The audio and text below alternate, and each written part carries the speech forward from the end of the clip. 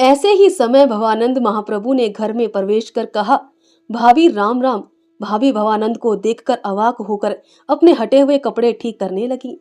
भाभी भवानंद को देखकर अवाक होकर अपने हटे हुए कपड़े को ठीक करने लगी। इच्छा हुई कि सिर का मोहन जूड़ा खोल डाले, लेकिन खोल ना सकी। हाथ में कलछी थी। हाय हाय, उस जूड़े के जंजाल में उसने एक बकुल पुष्प खोस रखा था।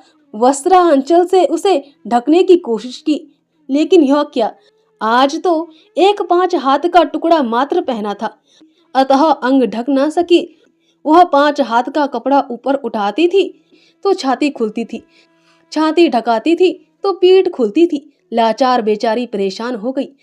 किसी तरह उसने एक कोना खींचकर कान के पास तक लाकर आधा चेहरा ढांकने का भाव कर प्रतिज्ञा की कि दूसरी एक धोती खरीदूंगी और तब इसे कभी ना पहनूंगी। इस तरह व्यस्त होने के बाद बोली, कौन गोसाई ठाकुर, आओ आओ। लेकिन भाई, यह हमें राम राम के साथ प्रणाम क्यों? भवानंद, तुम मेरी भाभी जो हो। गौरी, अच्छा आदर से कहते हो तो कह लो, प्रणाम किया ही है तो खुश रहो, फिर तुम्हें प्रणाम करना ही चाहिए। मैं उम्र में बड़ी जो हूँ, लेकिन आखिर हो तो गोसाई ठाकुर देवता ही। भवानंद स्वामी से गौरी की उम्र काफी बड़ी, करीब 25 वर्ष बड़ी है। लेकिन चतुर भवानंद ने उत्तर दिया, भाभी, अरे तुम्हें रसीली देखकर भाभी कहता हूँ, नहीं तो हिसाब जब किया गया था तो तुम मुझसे 6 वर्ष छोटी निकली थी। क्या याद नहीं है?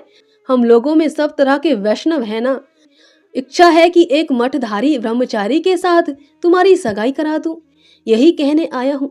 गौरी, यह कैसी बात? अरे राम राम राम, ऐसी बात भला कही जाती है? मैं ठहरी विधवा औरत। भवानंद, तो सगाई ना होगी। गौरी, तो भाई जैसा समझो वैसा करो। तुम लोग पंडित आदमी ठहरे, हम लोग तो और हैं, क्या समझे? तो कब होगी सगाई? भवानंद ने बड़ी मुश्किल से हंसी रोक कर कहा, बस एक बार उस ब्रह्मचारी से मुलाकात होते ही पक्की हो जाएगी सगाई। गौरी जल गई। मन में संदेह हुआ कि शायद सगाई की बात मजाक है। बोली है, जैसी है वैसी है। भवानंद, तुम जरा जाकर एक बार देख आओ, कह देना कि मैं आया हूँ, एक बार मिलना चाहता हूँ। इस पर गौरी भात दाल छोड़कर हाथ धोकर छमछम करती हुई सीढ़ियां तोड़ती ऊपर चढ़ने लगी।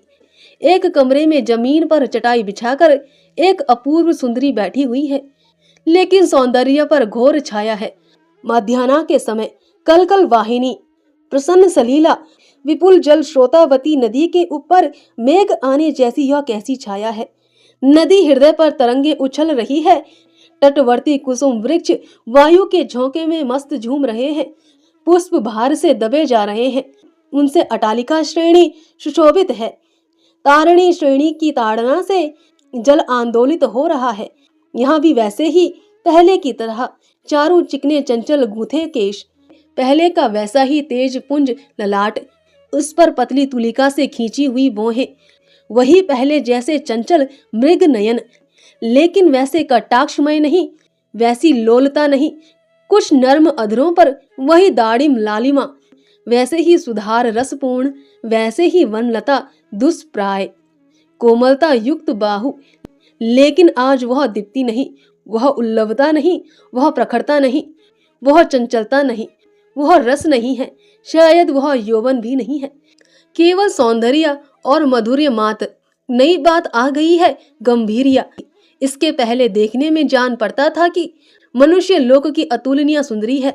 अब देखने से जान पड़ता है कि कोई स्वर्ग के श्राप ग्रस्त देवी है। उसके चारों तरफ 2-4 पुस्तकें पड़ी हुई है। दीवार पर खूंटी के सहारे तुलसी की माला लटक रही है। दीवारों पर जगन्नाथ, बलराम, सुभद्रा, कालिया दमन, गोवर्धन धारण आदि के चित्र टंगे हुए हैं। वे चित्र उसके स्वयं बनाए हुए हैं। उनके नीचे लिखा हुआ है, चित्र या विचित्र। ऐसे ही कमरे में भवानंद ने प्रवेश किया। भवानंद ने पूछा, क्यों कल्याणी, शारीरिक कुशल तो हो? कल्याणी, यह प्रश्न करना आप न छोड़ेंगे, मेरे शारीरिक कुशल से आपका क्या मतलब? भवानंद, जो वृक्ष लगाता है उसमें नित्य जल देता है, वृक्ष के बढ़ते से ही उसे सुख होता है। तुम्हारे मृत शरीर में मैंने नव जीवन दिया है, वह बढ़ रहा है या नहीं, मैं क्यों ना पूछूंगा, कल्याणी, वृक्ष का क्या कभी कोई दाम होता है? भवानंद, जीवन क्या विष है? कल्याणी, ना होता अमृत डालकर मैं उसे ध्वंस करने को तैयार होती। भवानंद, बहुत दिनों से सोच रहा था पूछूंगा, लेकिन पूछ नहीं सका। किसने तुम्हारे जीवन को विषमय बना दिया था? भवानंद विचार सागर में गोते लगाते हुए मठ की तरफ चले। वे राह में अकेले चले आ रहे थे। वन में भी अकेले ही उन्होंने प्रवेश किया। अब उन्होंने देखा कि वन में उनके आगे आगे एक आदमी चला जा रहा है। भवानंद ने पूछा, कौन हो भाई? अग्रगामी व्यक्ति ने कहा, जानना चाहते हो? उत्तर देता हूँ, एक पथिक। भवानंद, वंदे। वह आदमी बोला, मातरम। भवानंद, मैं भवानंद स्वामी हूँ। अग्रगामी, मैं धीरानंद। भवानंद, धीरानंद कहाँ गए थे? धीरानंद, आपकी ही खोज में। भवानंद, क्यों? धीरानंद, एक बात कहने। भवानंद, कौन सी बात? धीरानंद, अकेले में कहने की है। भवानंद, यही बताओ ना, यह तो निर्जन स्थान है। धीरानंद, आप नगर में गए थे? भवानंद, हाँ। धीरानंद, गौरी के घर? भवानंद, तुम भी नगर में गए थे क्या? धीरानंद, वह एक परम सुंदरी रहती है। भवानंद, कुछ विस्मित भी हुए, डरे भी। बोले, यह सब कैसी बातें हैं? धीरानंद, आप उसके साथ मुलाकात की थी? भवानंद, उसके बाद? धीरानंद, आप उस कामिनी के प्रति अति अनुरक्त हैं। भवानंद, भवानंद कुछ विचार कर, धीरानंद, तुमने क्यों इतनी खोजबीन की? देखो धीरानंद, तुम जो कुछ कह रहे हो सब सच है, लेकिन तुम्हारे अतिरिक्त कितने लोग यह बात जानते हैं? धीरानंद, और कोई नहीं। भवानंद, तब तुम्हारा वध करने से ही मैं मुक्त हो सकता हूँ। धीरानंद, कर सकते हो? भवानंद, तब आओ इस निर्जन स्थान में ही युद्ध करें। हो सकता तो मैं तुम्हारा वध कर कलंक से बचूं, या तुम मेरा वध कर दो ताकि सारी ज्वालाओं से मेरी मुक्ति हो जाए। बोले, पास में अस्त्र है? धीरानंद, है। खाली हाथ किसकी मजाल है कि तुम्हारे सामने यह बातें करे। यदि युद्ध की ही तुम्हारी इच्छा है तो वही सही, पर संतान में विरोध निषेध है। किंतु आत्महत्या के लिए किसी के साथ भी युद्ध करने में हर्ज नहीं। जो बात कहने के लिए मैं तुम्हें खोज रहा था, क्या वह सब सुन लेने पर युद्ध करना अच्छा ना होगा? भवानंद, हर्ज क्यों है, कहो। भवानंद ने तलवार निकालकर धीरानंद के कंधे पर रख दी। धीरानंद भागे नहीं। धीरानंद, मैं यह कह रहा था कि तुम कल्याणी से विवाह कर लो। भवानंद, कल्याणी, यह भी जानते हो? धीरानंद, विवाह क्यों नहीं कर लेते? भवानंद, उसके तो पति जीवित हैं। धीरानंद, वैष्णवों का ऐसा विवाह होता है? भवानंद, यह नीच वैरागियों की बात है, संतानों में नहीं। संतान की शादी नहीं होती।